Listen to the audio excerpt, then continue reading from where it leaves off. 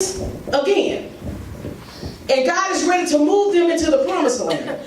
He's ready to move them into possessing what God wants them to possess.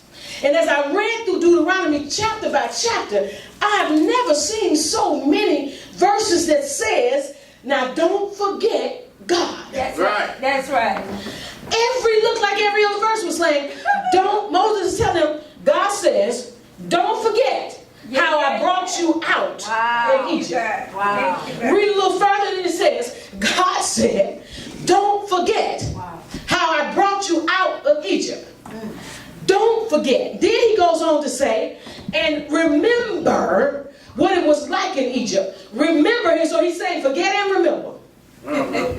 Hallelujah. Forget this, but remember this. Yeah, Lord. On and on and on. In every chapter, he's walking them to a place of destiny. He's walking them through a process of purpose. And all along the way, he says, now don't forget this. And guess what else he did? As he had them by the hand, taking them on this journey, trying to get them to the promised land, he was passing by places, and he told them, now right here, I conquered Og, I conquered this king, or I conquered that king. And guess what? There were giants in this land. He says, but when you go through here, he says, now don't mess with these people because I have a covenant with them because I promised them this land. So don't start a war with them. Don't start fighting with them. Just ask them to let you have passage through this particular territory. He says, and anything you need to eat, anything you want, he said, pay for it.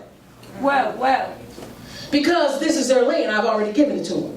But what I noticed, chapter after chapter, he gave example after example. He told them, now, when you go through this land, he says, I've already conquered this land as well. Now, this land was full of giants. I've never seen so many references to giants. When I think giant, I think Goliath, and that's it. But time after time after time, he talks about the giants that was in these lands. And he told them, he says, now I'm going to go before you and I'm going to overthrow the giants in the land. The kings in those times, the kings had giants as their army. Yeah, that's right. And I'm thinking like, wow, no wonder they was a little shaky. Because these kings, these earthly kings, had giants as their armies, because the scriptures constantly makes reference to the Lavatra and all these other giants, and he tells them why he's taking them by the hand, and he says, now over here I want you to conquer them. He says, but I'm going to overthrow the giants in the land before you. Then he goes on again and tell them, now this land I've given to the descendants of Esau, and I've already conquered giants. So I'm thinking, wait a minute. On the journey, every place they went, they were facing giants. And I thought to myself, well, why were they scared when they finally got to a place, when they sent the 12 spies out? Why did they see these giants? And all of a sudden, they got scared when God brought them to the place where they were getting ready to possess. I'm like, but God had already talked to them, already explained to them, already showed them other battles that he had won with giants. One part, I think it's in Deuteronomy 4th chapter somewhere, he even told them, he said, now this land I've conquered, and the giants in this land, he said his bed was so big, his bed was made out of iron. And it said it was about 13 feet long and about 6 feet wide. So he's explaining to them, these are the people that I have overthrown. Already. So in other words, he's saying, I'm just showing you so when it's time, when it's your turn to face the giants, you have a reference point on what I've already done. So he's describing how big these giants were, and he says, I've overthrown them, I've given this land to the descendants of Esau, and I've thrown these giants out. And then he says, guess what? He said, but I'm going to tell you something. He said, when you get over there into the land, he says, don't worry about it. I'm going to go before you, and I'm going to cast them all out. He said, but guess what? Some of the giants and some of the people you're going to face, he says, I'm not going to cast them all out at once. He says, I am going to defeat them and put them out little by little. Wow. Amen. Well, why?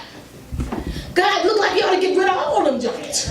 Just throw them all out at one time. He said little by little. He's always got an answer. And I'm sure they was thinking, he says that I'm going to cast them out little by little, not all at once. He said, because if I cast out all of the giants in this land and all the warriors in this land all at one time, he says, then the wild beasts going to overthrow, rise up, and overtake the whole land. Then you'll be fighting beasts. Woo! All right, all right. So you see, God knows what he's doing. Yes, he does. Just because he's doing something little by little, we think, God, you ain't doing enough. And God is saying, but if I do it another way, you're going to be overtaken by something else. Right. So just let me deal with who I'm dealing with. Let me do it the way I want to do it. All I need you to do is don't forget what I did when I brought you out of Egypt. That's all I need you to remember. I don't need you to get over here and worry about the giants because I got them. Come on now. And I've told you all about how I got them. Just don't forget what I've done for you. Don't forget that I brought you out with a mighty hand. And guess what they did? They did the exact thing. They got over there when it was their turn. The 12 spies went over there. They came back. Only 2 said, we can take this land. Right. We can take them. Yeah, the land is flowing with milk and honey. The land is full of grapes so big we got to carry them on poles. Everything that God promised us, that land is flowing with it. God has promised you some things, and you just excited about all the good stuff that God has said, but we want it by osmosis. We don't want to have to go through nothing. Even though God said, I'll go before you, we forgot what he said, and we forgot what he did. Yeah. He says, don't worry about just look at what you're looking at. Do you like what you see? I promise you a land flowing with milk and honey. I promise you, look at these grapes. Look how big these grapes are. These grapes are so big, you got to carry them on poles. Wow. Thank you. So God is trying to give us a sense of what he's taking us to and get a picture of what this fight is all about. And then he says, now, I just want you to focus on the grapes. Focus on the milk, the honey. Focus on the good stuff and leave the fighting up to me. Amen. All I need you to do with the mindset of remembering, don't forget me. Don't forget what I did, how I brought you out. And guess what? They forgot. Soon as it was time for you to get what God been promising you all these years, instead of focusing on the promise, instead of focusing on the word, we're focusing on the giants. Yeah. My God. We forgot that he already overthrew kings with giants. Then he said this to me. He said, would you rather have a king that has giants as their army, or would you rather have a normal army with the king that's the giant? Amen. Well. Did y'all get what I just said? Yes, ma'am.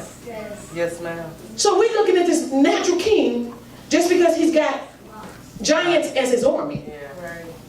When we, on the other hand, and Caleb and Joshua knew, they was like, I'm not worried about the king and these big giants. Because I serve a giant king. And we his little army. Thank you, Lord. So he flip-flopped that thing, and this is what God wants us to do today. Stop looking at the giants and the devil, which is the king of this world. Amen. And the giants he's got fighting for him, or fighting with him, and realize that you might be a small army. You might be just all by yourself, but you're serving a big giant king. Come on. Amen. And that's when Jocelyn came back. He said, I tell you what. Yeah. They got giants, but guess what? Our God is a king of kings. Our God is, he's the king of the universe. Yes, he is. So why are we afraid of giants when we have a giant king? Come on. Amen. My God. My God. Come on, I'd rather a giant king Amen. with a little army Thank you, Amen. than a little king with a giant army. Amen. Yeah. So they forgot. God got mad, told them go back to the wilderness because y'all done got on my last nerve because you did not believe me. You forgot everything that I did except for 2. Now when you go back, I'm going to make sure that y'all stay here, and only 2 and their descendants and the people that's under a certain age, 17 or 18, they're the only ones that's going to go because you all have done exactly what I've asked you not to do. I told you not to forget how I brought you out of Egypt, and how many times have we done the same thing? We forgot the blessing he did last week. Hallelujah. My God. That's right. How many times were we at the edge of nowhere?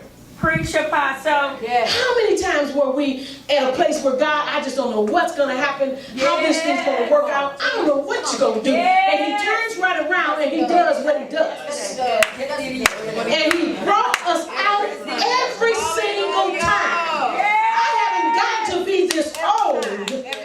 Ouch. And my mind is not senile enough Yes. to forget how he already brought me out. To forget what he's already done for me. To forget, not worry about the times that the same son that I've been troubling myself over was in big trouble and looked like it was going to be the end of him, and God brought him out. God brought me out. Now guess what? If I can't even look at him bringing out the people I'm concerned with yet, all I have to do is look at myself. Amen. Glory. And say, hold up, wait a minute. Yep. God brought me out. Yes. Yes, he did. I can think of some stuff. Amen. Amen.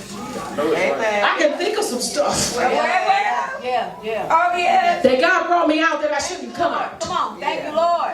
I can think of some times Lord. that I went to a dead end. I was in the alley at a dead end, no way out.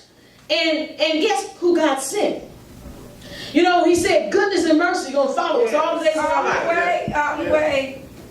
Goodness got me all over the place. His goodness brought me to this place and that place. But then sometimes I acted real hard-headed and went down some dead-end streets and got myself tangled up. And when there was no other way out, goodness told mercy, your turn. Yeah. My God. Yeah. My God.